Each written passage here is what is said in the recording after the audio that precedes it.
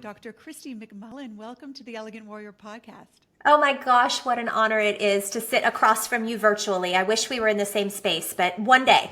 One day for sure. I was on your podcast, you're on mine. These podcast swaps are always so much fun because we start to get into a real conversation and understand each other. I went out and bought your book, Learning Can Stick. The subtitle is A Guide to Make Every Learning Experience Safe, Logical, Fun, and Memorable. Tell the listeners why you wrote this book to start. Yeah. Okay, so I am an educator by trade. I think I'm an educator by human, right? Like I came out of the womb knowing that's what I wanted to do. But my career path shifted fairly early on. So I started out as a high school teacher. I taught for about 6 years. And then my 7th year, I was teaching teachers. That is a thing. People do that. Where I was removed from the classroom and I worked in the district office and I was training people to be great educators. And that has continued really up until today. But what I discovered about 5 or 6 years into teaching adults is that every single thing that I was doing with teachers works with every business on the planet. And so I was like, I think I want to write a book where I am helping people who are not educators by trade understand the nuance of getting adults to learn. Because I would argue there is not a business on the planet that you're not teaching people things all day long, right? Like, so in the courtroom, for sure, that was your job.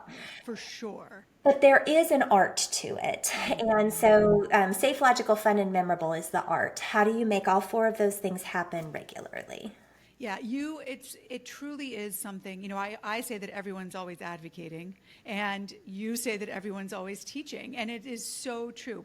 Parents teaching their children. In the book, you give the example of a physical therapist working with a patient one-on-one. I mean, no matter who you are and what you do, you are teaching. And so this book applies to everyone. It's such a fun book. It's a fun book to read. There's like cartoons. Talk about safe, logical, fun, and memorable. I mean, the book, I guess you kind of stuck yourself with that, Christy, because you can't say all that and then not do it, but you certainly did it. I mean, this book is so well done.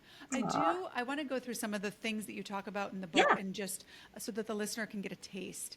And one of those is you talk at the beginning about the importance of setting both performance and learning goals. So first I want to talk about what those are, and then I want to talk about how that works for the physical therapist who's working with patients one-on-one.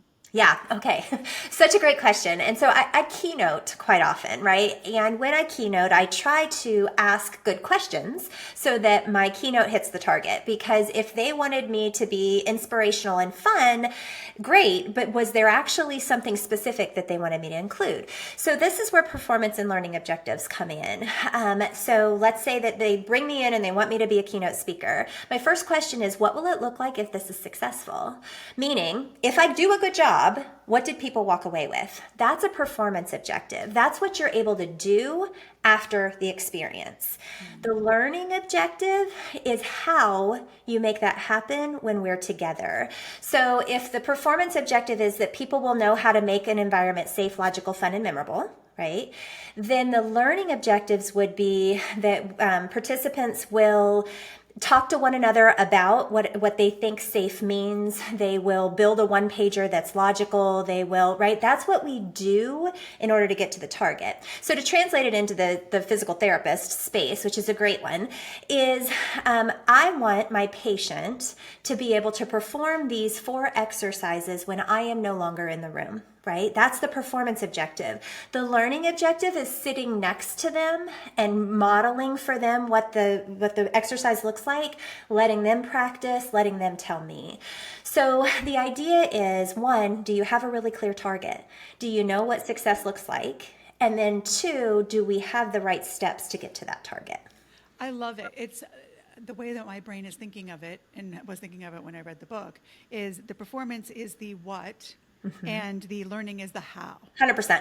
Okay, 100%. yeah, I think it's really great, even just to start there, because starting there is going to make you a better teacher. Yes. Because so many times we don't have a target, and because we don't have a target, there's a lot of hows or no how, and it's just not going to get it done. So I think that it's a good reason that you start the book with that, is this idea that it gives you the GPS of where you want to go and then also how you're going to get there, which is so great. I think the other thing that you talk about in the book that I think is so true is clear is kind. Tell us more about that. Yeah, so my bestie, Brene Brown, and I, she doesn't know that she's my bestie. We go way back. So Brene Brown says, clear is kind, unclear is unkind. But many of us, all day, every day, screw that up, right? And we are incredibly unclear with our expectations or our needs or our wants. And then, especially as a leader in a business space, if I'm not clear with my expectations and my team works for hours, days, months on something and bring me a product, I'm ticked off because it didn't hit the target, but I didn't make it clear what I needed. So clear as kind can be as simple as, honey, where do you want to go for dinner? And saying I don't care is not clear, but saying I really don't want Chinese food, but I'd like Mexican or Italian, clear. It can be that simple, or it can be as complex as, if this project is successful, back to those performance objectives, these are the 3 things that it will do, and here's how we're going to backwards map to get there. That's clear. Another good example of clear as kind is, I need you in my office in an hour.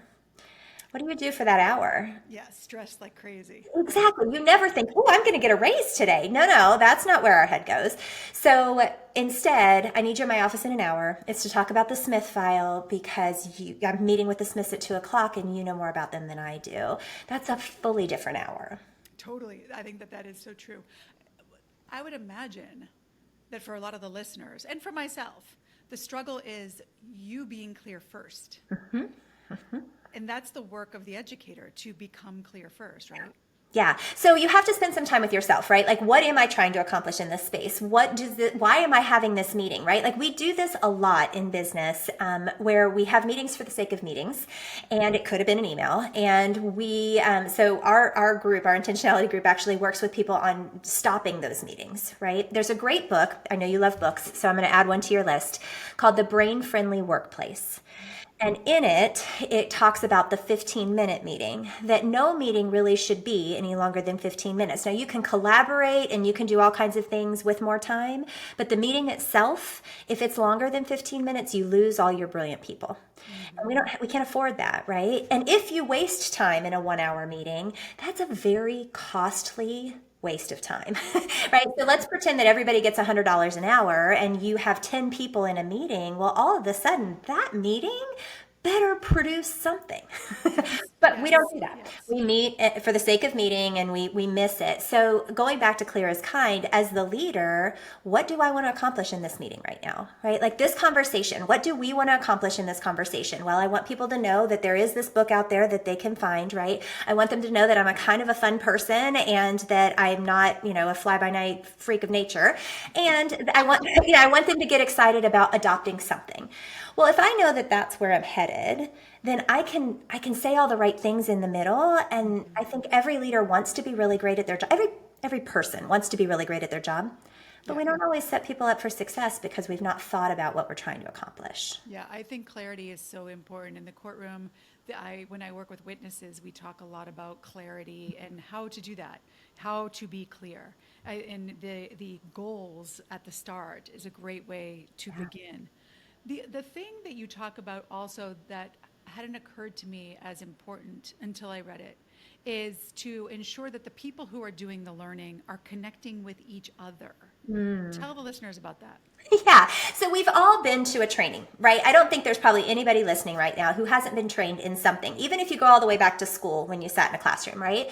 And we are by nature, pack animals. Like we learn from each other, and I can only think like me. But if I'm sitting next to you, Heather, and you think differently than I do, and we talk about what we're learning, then 2 things happen. I get your perspective and you get mine, which is different from the facilitator's perspective. And I get to connect what I've learned with my verbal skills to burn them into my brain, right? The person doing the talking is the person doing the learning. But we tend to think, okay, they hired me to facilitate this fill in the blank. I have to do all the talking. reality is then you did all the learning too. Well done. You walked in knowing this stuff. They need to walk out knowing this stuff. So leveraging the brilliance in the room is one of the most powerful ways that you can get learning to stick, because you knew something coming in that I didn't, and I knew something coming in that you didn't. And then we got this new piece of information collectively. And when we put all three together, we now have a triangulation of learning instead of just this random fact over here. Yeah, I love it. And I also think it improves empathy, because if I'm hearing what you, Christie, are understanding from what the teacher says, teacher being anyone, like Yes. the doctor, the whatever, and I'm hearing what you think about that. I'm seeing what the teacher said from different perspectives, which helps us with at least cognitive empathy, which is the ability to see things through another person's eyes. Yeah. So while you're learning the topic at hand, you're also learning the skill of empathy, which is wonderful. Why do so many people hesitate to allow that to happen? Most humans really like to be in control of things, right? And particularly when I have been hired to be the facilitator and the expert in the room, I immediately think, okay, well, if I didn't say it, how could they possibly get it? So we hold really tightly, and educators do this too. We've all had those teachers that were total control freaks, and you listen to them for, I think professors too, especially, did a whole lot of yammering about something because they wrote the book on it, and that's great, but did I get to talk about it? And usually the answer is no. So why don't people let go? For fear of not getting the results they intended to get. The reality is you will be much closer to getting the results that you intended to get if you let go. So it has to start with, what am I trying to accomplish? Am I trying to walk out of here having covered these 7 topics? Or am I trying to get out of here with participants who understand these 7 topics? Those are 2 very different experiences. And so step 1 is determining that that's what you want your outcome to be. Step 2 is being willing to let go and let people talk so that they can process. And I think it's just that fear of loss of control. I think that's right. And as you were saying it, it's twofold. It's the loss of control over the people, which is terrible, but you want to control, like, are they listening? Will they come back to me? I know for me in keynotes, I encourage them at different points to talk to each other and to do exercises with each other. There's always a little bit of fear, like, are they going to come back? I only have so much time, and they start chatting, and it is sometimes you've got to really do the whistle or something to get people back to you. So there's that, but there's also, and this is something you talk about in the book, the lack of control whether learning is happening. And you talk about trusting that learning is happening. Tell us more about that. Yeah, so trust is probably the quintessential thing we need to do, period, right? Like human to human, if we trust the people we're with, we're more likely to let go and be vulnerable and learn. But in this case, the trust has to be well-placed and thoughtful. So formative assessments, something that tells you that they're getting it, is the best way to determine if that trust is well-placed. So what you can do in a learning environment, and again, this could be a meeting, right, is check in with the people that are supposed to get it. What did you just hear me say? What do you see as your next steps? How can I make that more clear? Could you explain those directions better than I just did? Those formative checks will tell you if you're headed in the right direction. One of my favorite ones virtually, because we live in this virtual world and most of our meetings are online anymore, is to take a shared Word document or Google Doc and put everybody's name on that document that's in the meeting, right? And create 2 columns. One column being what are the 3 things that I heard, or what did I learn? And then the second column being, what am I going to do with it? Right? And then give 3 minutes at the end of that meeting to let people fill it in real time, right? So if it's a shared document, everybody's typing on their name. So Heather would be here and Christy would be here, and we're typing together. And it does 2 things. It tells me as the facilitator what stuck and what didn't, because everybody's typing at the same time. And if everybody said this one thing, I nailed it. If nobody said the thing I really wanted them to say, I'm like, oh, shoot. Guess what I'm going to do for the next 3 minutes? But then the what am I going to do with it tells you what people needed, so that if I'm going to follow up, which I always recommend you do, then I know I'm following up in the right ways, right? We tend to hit the points we think people need instead of what they actually need. And this is another way that you can do that as well. Oh, I love that. I think that's so good. It makes me sad for lawyers because we don't get to do what you're just described with our Right. juries. We can't, I say this all the time that, because in my work I use the courtroom as a metaphor and say everyone has a jury. But in the courtroom, I can't turn to the jury and say, what am I missing? Did you get that? Do you understand? What do you want to talk about? Right. So I think and the jurors can't talk to each other except for when they go to deliberate. So that whole idea that the person talking is the person learning is frustrating to me as a recovering trial attorney, that you're not sure. There are some jurors, and we'll talk about note taking in just a minute. In fact, just a minute. But there's some jurors who take a lot of notes and some jurors who take no notes. And so you really don't know what's going on, obviously, in their minds. And reading their faces is a hit or miss because somebody can have that, RBF. Yeah, and they're fully with you. Yeah. And anybody who tells you that you can read someone like that is a little bit full of bunk. But that's okay. So the other thing that you talk about that allows learning to stick is giving people time to reflect and making it personal. Tell us more about that. Yeah. So, our brains only fire neurons when there's some sort of emotion tied to what we're doing. And so if I'm excited about something, I'm likely to remember it. If I'm upset by something, I'm likely to remember it. And so if you want people to stick with whatever you were trying to get them to learn or do or experience, then you have to tie emotion to it. One of the best ways to do that, besides laughter and all of those things that you would do during, is to let them make it personal. Let them reflect on how will I use this? Because honestly, we're very egocentric creatures. And if this doesn't apply to me, I don't care, right? Like that's great for you, but I'm not really interested in that.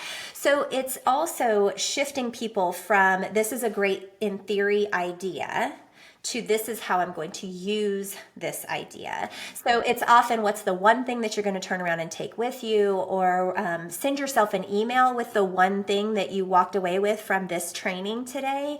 From the meeting, like I end all of my meetings with who will do what by when. I did also steal that from Brene Brown, but the 3 W's, who will do what by when, allows me to read this email differently, to read these meeting notes differently, because I will do what? I'm going to follow up with this client by Tuesday. Okay, now it's personal. So that reflection piece gives twofold. One, it creates some tie to the egocentric human, and then it also gives you clear next steps for, okay, that's nice, but now what do I do?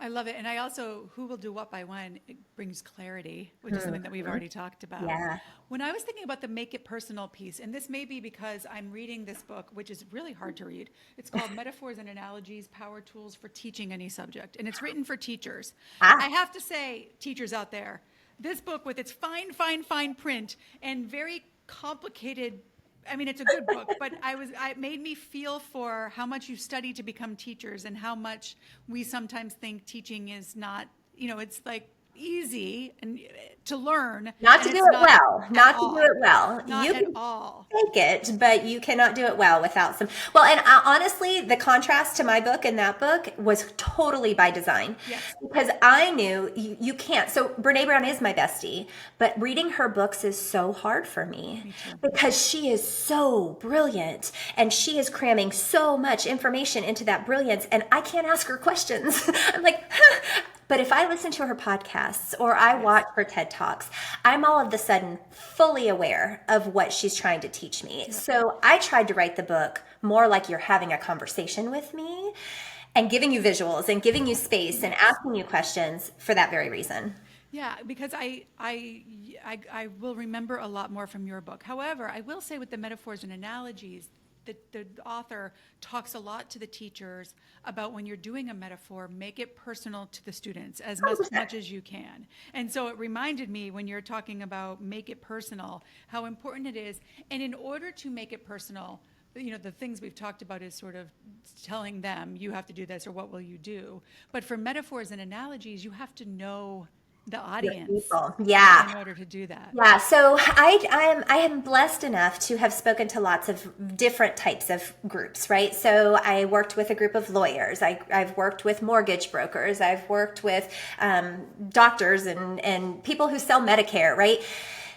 I work really intentionally to find out where their pain points are, but to also be able to give examples that are practical to them, right?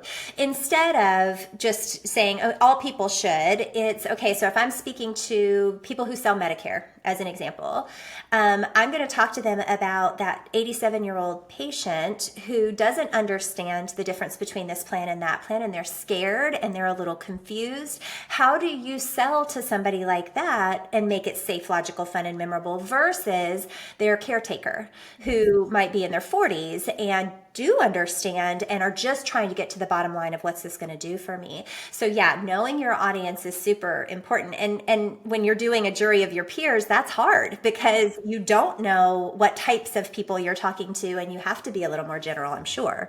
Yeah, you have enough information that you can get like nibbles at it, but it's never. And more with social media, lawyers are on both sides are diving in a little bit and getting more and more information. Oh, yeah, that's smart. And it's actually helpful for the jurors too, to your point, because the students learn more if things are personalized, and the same is true for the jurors. I want to talk to you about notes because I don't know if it's social media or online, or the fact that I've got some notes in maybe a Google Doc or in my notes app, and then other notes in a notebook, and I have too many notebooks. But I feel like I take a lot of notes and then don't do anything with them, and as a result, don't remember them. Yep. So tell us what we should do to make that not happen. Well, there are magical things, but you also have to find a system that works for you, right? So there are some really great apps out there that will take your handwritten notes and turn them into something that you can use. ChatGPT now will do, like, please clarify this for me, recording a Zoom meeting that takes notes. But the actual learning that happens in your brain is hearing information, physically, not typing, but physically writing it down and then revisiting it. So there is a whole study around the number of times and how often and all that good stuff. The best rule of thumb is that you revisit it an hour later, 7 days later, and then 21 days later actually too. But the idea being, I've got to make these mine. So I'll use this example, and this example is in the book too. Dr. Beard, bless his sweetheart, was my organic chemistry teacher.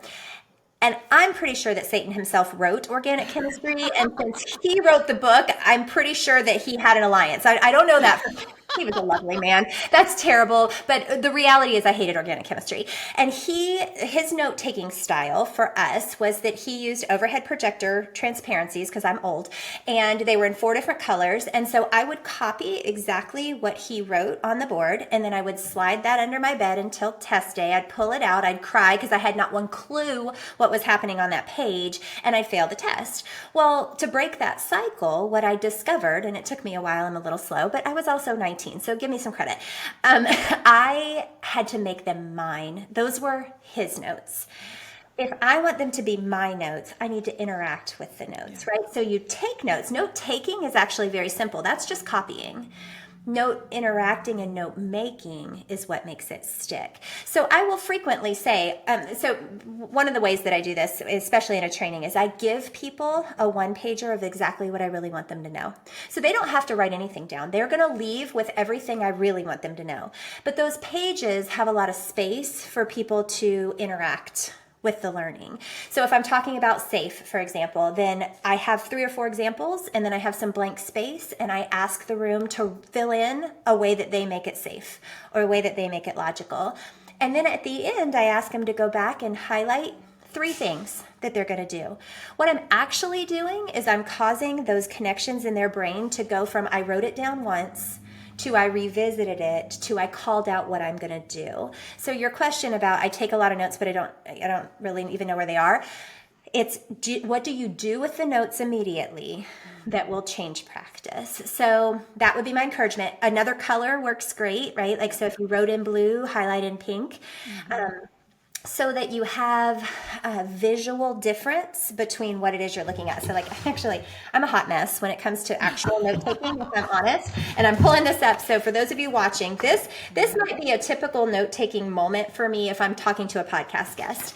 But my system is, if I've written it in a different color, my green things are the things I want to remember, and the things that I circled are super important. And I can do that in real time, so that when I go back, I'm like, okay, those are the 3 things that I need to pay attention to, instead of having to read all the noise. So is any of that helpful? No, it's very helpful. And I think, as you said, everyone listening will have different ways of doing this. I think if you're the teacher, it's to make sure that that's happening, to give opportunities for that to happen. And if you're the learner, I think that to create opportunities for yourself to go back. I think oftentimes, the little devil on my shoulder says that's a waste of time. You have it in notes. Why would you go back and play with those notes when you could take notes on something else? But I do think that is really important and something I need to play with a little bit. Well, and you talked about teacher and student, and I just want your listeners to recognize that translates into about 97 different things, right? It might be manager and employee. It might be doctor and patient. It might be facilitator and learner. And I say that because I don't think we ever have a conversation where we didn't want to exchange information, right? I wanted to tell you something, you wanted to tell me something. What makes it sticky is how relevant that information is to me right now in this moment. So a lot of times organizations do trainings for people 6 months in advance, which sounds lovely. But there's nothing relevant about that information because the new software system that we're going to use doesn't come for another 6 months. I have forgotten more than I will remember during those 6 months. So, and this is one of my favorite parts of learning, is you have to sprinkle, splash, flood, drip, drip, drip that information. Yeah, tell us more about that. So this is what I mean when I say memorable. You can't be a one and done. And so often when we're sharing information, we do so once and we say, I said that on September 18th of 2022. What's your problem, right? Well, I don't remember what happened on September 22nd of 2022. Nothing do I remember about that day. Yeah. But what I do remember are the things that get revisited. So the sprinkle splash is like a preview to a movie, right? Like it's the excitement before the meeting that says, hey, we're going to meet on Tuesday and we're going to talk about these 3 things. Or this trial is coming up and here is the basic gist of what we're going to be talking about. So that has to happen before the flood. The flood is that barrage of information that happens in a courtroom, that happens in a meeting, that happens in a training, that happens on this podcast, where I am just flooding you with information. Problem with a flood is most of that information is lost in runoff. And so you have to drip, drip, drip the information after. That's what falls off the trees after a really heavy rain. I live in Florida, so we believe in all things rain. And so you get the big fat drops, that's the sprinkle splash, the deluge, and then the drip, drip, drip. There are 3 drips for a reason. You can't just follow up with an email that says, thanks, appreciate you. You have to then follow up with a second email that says, here are the 3 things that we talked about. And then maybe a third email that said, or a phone call that says, hey, we met on Tuesday and I just wanted to follow up and see how's it going, right? What do you need from me? Because that's what makes it sticky, is that repetitive with intention, not redundancy, but repetition. Yeah, it's so good. And I think that repetition is it's important in the courtroom, it's important in the classroom, it's important at home, to make sure that everybody's on the same page. I think it's vital. When you were talking about the one and done, you and I are both keynote speakers. I think you probably do it more often than I do. But someone once said this, and it really stuck with me, that you can't learn to ride a bike at a seminar.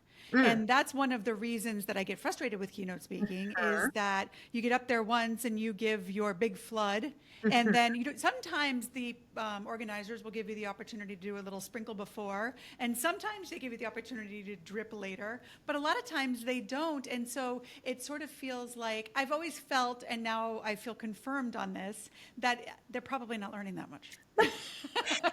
Did they like you? Did you wear something cute? Are you right? Like the judgment is very narrow, and yet, and this is something I get frustrated with too, because I know I killed it, right? Like I know that was fun, and I know that people gathered a few things from it. But unless I'm able to follow up with a, hey, here's how else I could help you, or nothing comes of it. And then somebody will call a year later and say, hey, you did this thing and it was really great. Could you come do this thing over here? Which is awesome. Yeah. But there were 50 other people in that room who needed that thing too. And so it's also about the art of follow-up and something I'm learning, definitely, and helping people understand that this is just the beginning or the tip of the iceberg, if you will. And there's a whole lot more learning that could happen later. Yeah, our time together has flown, Christie. The book Learning Can Stick is so good. Everybody listening, you know that this book applies to you. I don't have to tell you. I mean, this conversation has made it very clear. I do want to wind up by reminding you and reminding myself that the person talking is the person learning. It really, so often, these conversations that I have on this podcast, and you're going to be episode 336 or something like that, so often we get down to the fact that the most important skill in life may well be listening. Mm-hmm. And how so few of us do it. But I think if I remind myself the person talking is the person learning, it's going to shut me up more often, which I think is going to be helpful for all of the people I work with, even preparing people to testify. You know, reminding them of that as well. So Love it. You are brilliant. I'm so grateful that you came on the podcast, and I look forward to continuing the conversation. Oh, I'm so glad you decided to have me, and I consider it a huge honor. What a great collaboration. We'll call it that. Indeed.